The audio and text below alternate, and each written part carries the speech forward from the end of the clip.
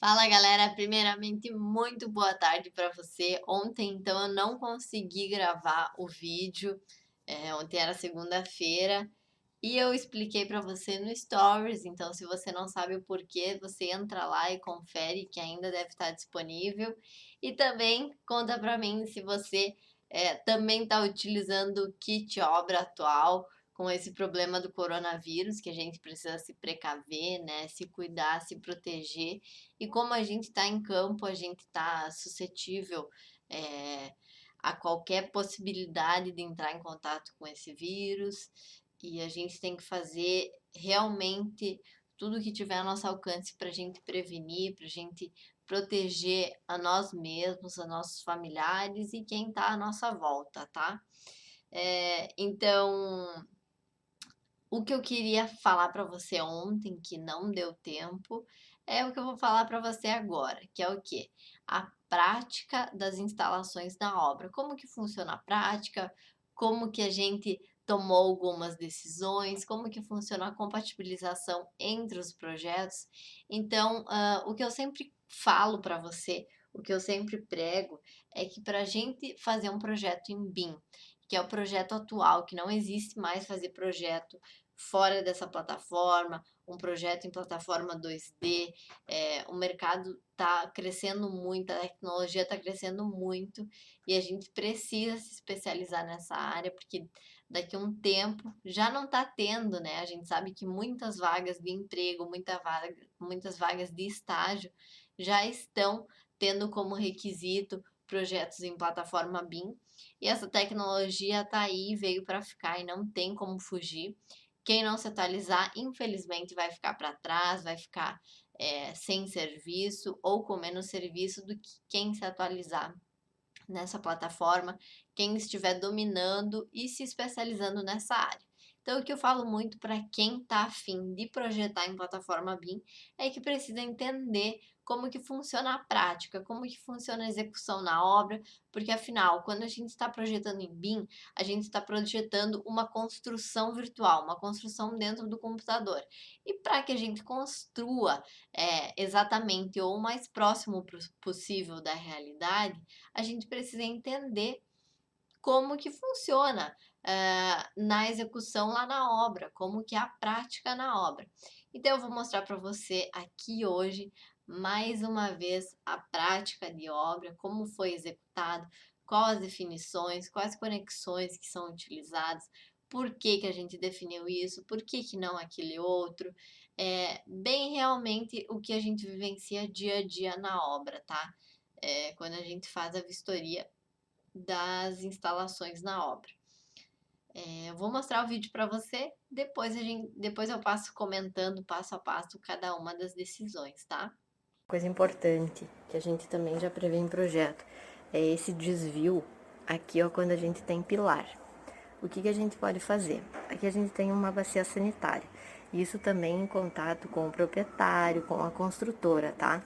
Sobre as decisões que a gente está tomando em projeto. A gente não consegue romper o pilar aqui, né? Para colocar a tubulação, por mais que a gente veja muita imagem no Instagram disso, mas a gente não pode fazer. Então a gente faz esse desvio e aqui a gente vai engrossar o reboco por cima do pilar, para essa tubulação ficar embutida. Outra opção que a gente poderia fazer era desviar essa tubulação aqui por baixo pelo contrapiso e deixar a espera de água no piso. Mas a gente só faz isso quando é mais edifício de padrão baixo. Padrão alto a gente mantém na parede. Bom, então olha só, o que que eu quero trazer aqui para você no vídeo. O que que aconteceu aqui nesse projeto, tá?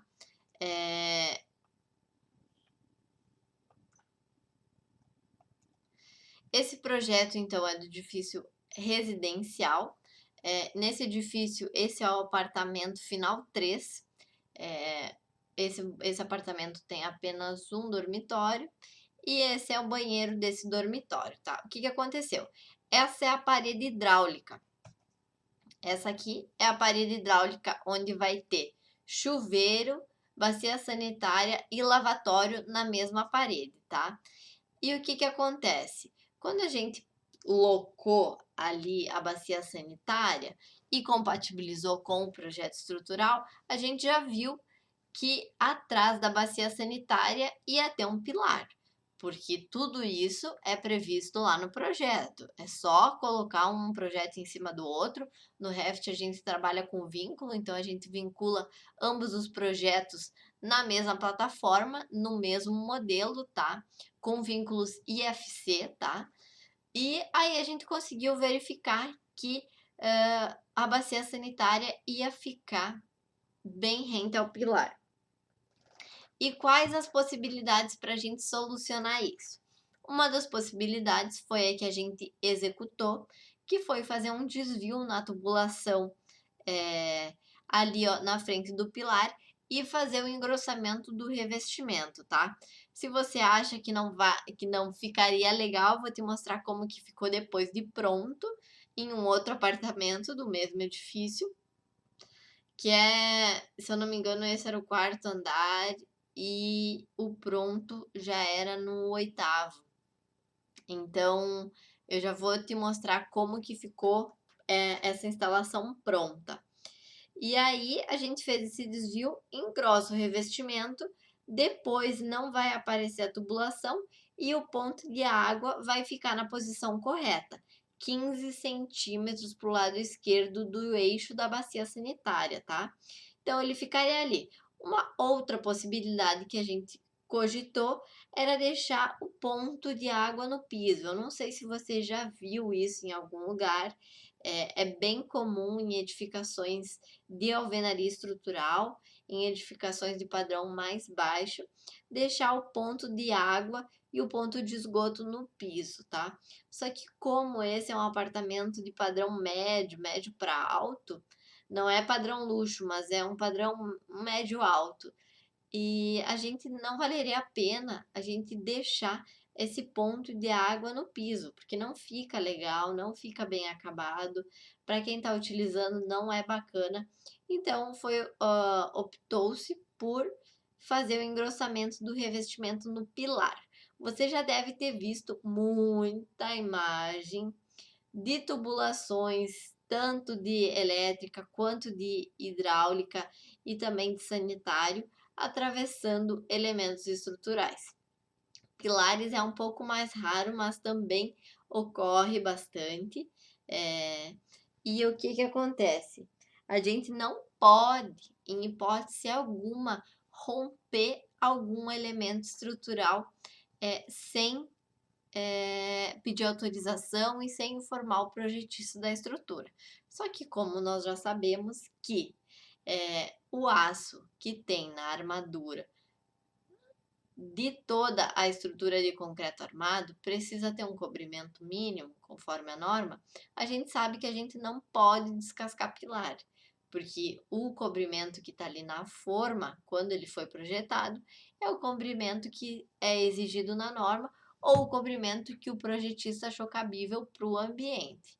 Tem vários fatores que são levados em considerações para determinar a espessura do cobrimento, como a agressividade do ambiente, qual zona que está esse elemento, se está enterrado, se não está. Enfim, isso cabe ao projetista estrutural. A gente não pode, em hipótese alguma, cortar ou descascar, como chamam, para aliviar o que está fazendo no dano estrutural, em nenhum elemento da estrutura, tanto viga, pilar, laje, a gente não pode fazer isso. E o que acontece? Pilar a gente já sabe que não pode atravessar em hipótese alguma nenhuma tubulação. Nenhuma tubulação pode estar embutida no pilar. Por quê? Porque o pilar principalmente trabalha a compressão. E quem resiste à compressão ali é o concreto. Então a gente não consegue, por norma, atravessar nenhum pilar pela tubulação. Já em vigas é um pouco mais comum, a gente tem o projetista faz uns cálculos para ver se precisa de algum reforço na zona que a gente vai precisar fazer essa furação, porque às vezes é necessário realmente em obra.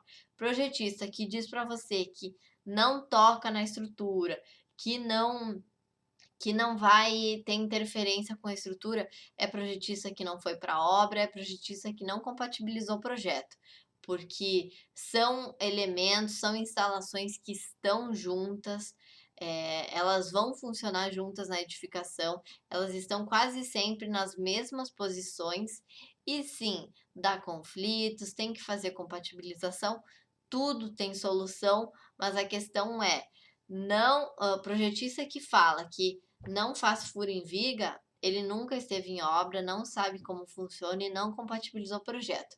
Porque, sei lá, 90% das vezes dos projetos é necessário ter alguma furação em viga. E tudo isso é compatibilizado e previsto no projeto estrutural também, tá?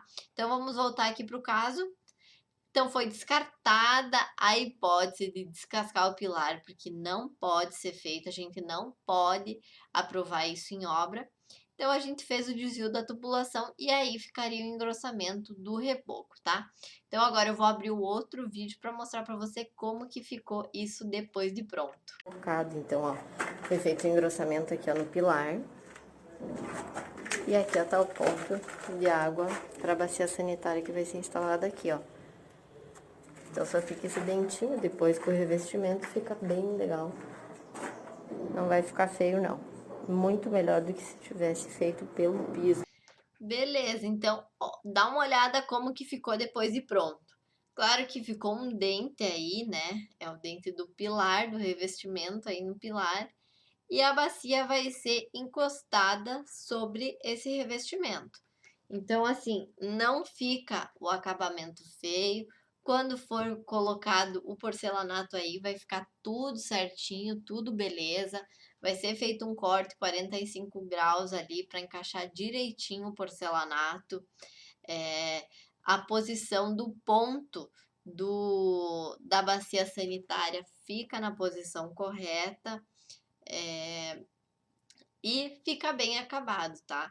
Então, essa é uma das soluções que a gente tomou quando a gente teve a compatibilização ainda na fase do projeto, tá? Isso não foi só definido na obra, a gente já conseguiu prever essa compatibilização do projeto, porque é bem simples. Você pega o projeto arquitetônico, vincula o estrutural em cima e aí vai desenvolver o projeto de instalações.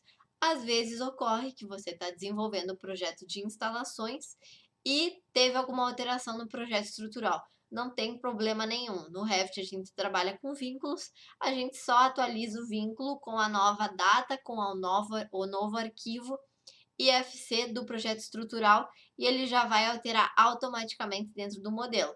Aí a gente faz uma nova análise para ver o que foi alterado, se teve alguma alteração também nas instalações hidrossanitárias e também isso para o projeto elétrico, para daí a gente tomar alguma atitude, fazer alguma verificação ou fazer alguma alteração no projeto, partindo da alteração do projeto estrutural.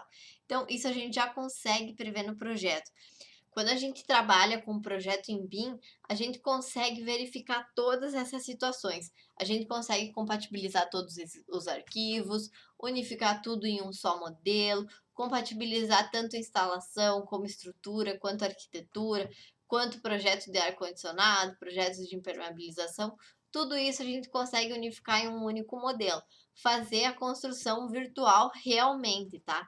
Então, no projeto em BIM, a gente já precisa prever para que não seja definido lá na obra por alguém que a gente nem sabe quem vai ser, que vai definir aonde que vai ficar esse ponto quando tiver essa irregularidade.